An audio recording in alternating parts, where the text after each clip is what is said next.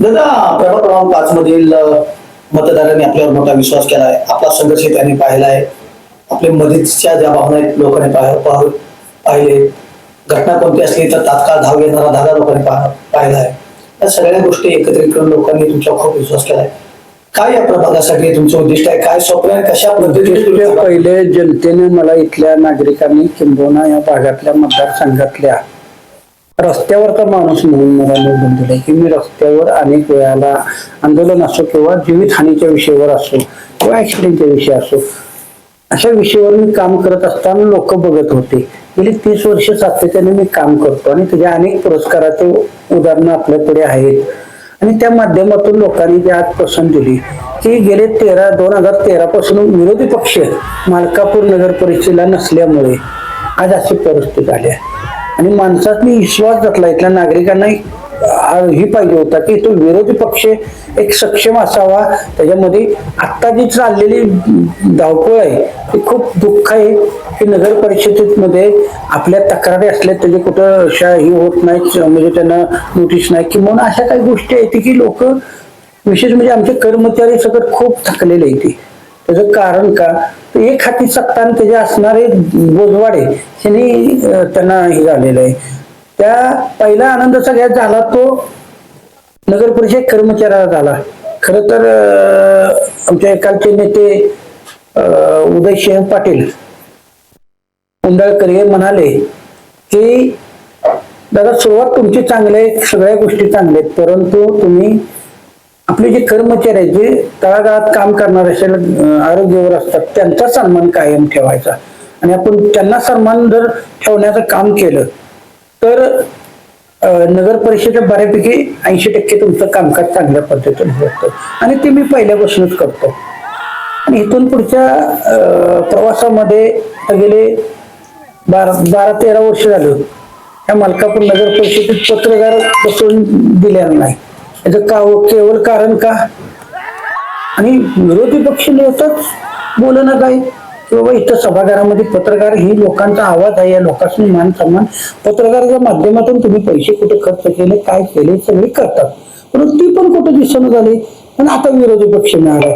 आता माझं काम करण्याची वेगळीच पद्धत असणार की सभागृहामध्ये लोकांनी आपल्याला निवडून दिलंय त्याच्या चन्नावाटानं खायला नाही मिळलं, आपले त्यांचे जे असणाऱ्या अन्यायाच्या विरोधातले बोलणारे प्रश्न 24/7 असो, आरोग्याचा प्रश्न असो, अशा अनेक विषयावर चर्चा करून त्याच्यातनं व्यवस्थित मार्ग घेता यावा आणि त्याच्यातनं मतदारांना किंवा मालकापूर शहरातल्या सगळ्या नागरिकांना अभिमान वाटेल असं आपलं सगळ्या नगरसेवकांनी काम करायचं आणि खेळमेळ्यात काम करायचं.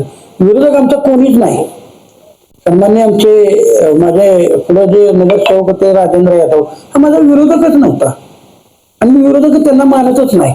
आता आम्ही पाहुणे पैसे नात आहे, परंतु राजकारणात ज्या वेळेला लोकांनी पसंती दिली तुम्हाला नाही मला अशा पद्धतीने निवडून दिले. राजेंद्र यादव माझ्या मतानं पडला नाही असं म्हणण्याचा माझा उद्देशच नाही. ती लोकांनी पसंती केली त्या पसंतीमध्ये मला निवडून दिलाय. कधी अनेक राजभावांनी चांगलं काम करतील ते होतील.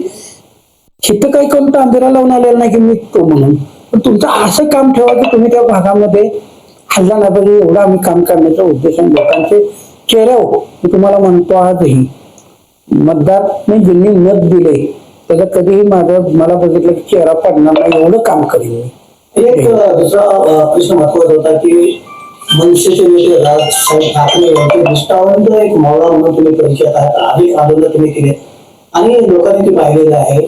आणि अशी धडकेबाज जशी म्हणतात धडकेबाज खेळी करून एखादी खेळाडू शतक मारतो तशी येणाऱ्या 5 वर्षाच्या काळात अशी धडकेबाज खेळी 100%. आणि मला जी निवडून दिले ना ते माझ्यात गुण आहे म्हणून लोकांनी निवडून दिले. काय नाही आतापर्यंत विरोधी पक्ष नाही हा तरी कुठेतरी आमचा प्रश्न मांडत ह्या हेतून मला उमेदवारी लोकांनी दिली निवडून आणला.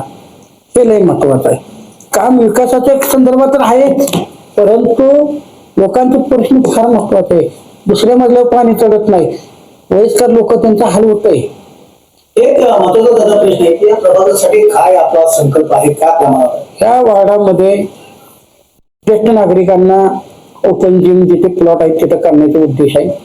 दुसरी गोष्ट इथल्या ज्येष्ठ नागरिकांना बसायची चांगली सोय की त्यांचे विचार एकत्र बसावं, शांत राहावं, अशा पद्धतीतून भागातले रस्ते गटर असो ह्यावर काम करणार आणि 100 जेवढी निधी आमच्या उदयदादाच्या माध्यमातून, सहकारी मंत्र्यांच्या माध्यमातून, अजितदादाच्या माध्यमातून आम्ही इथं भागात पळावंच लागणार.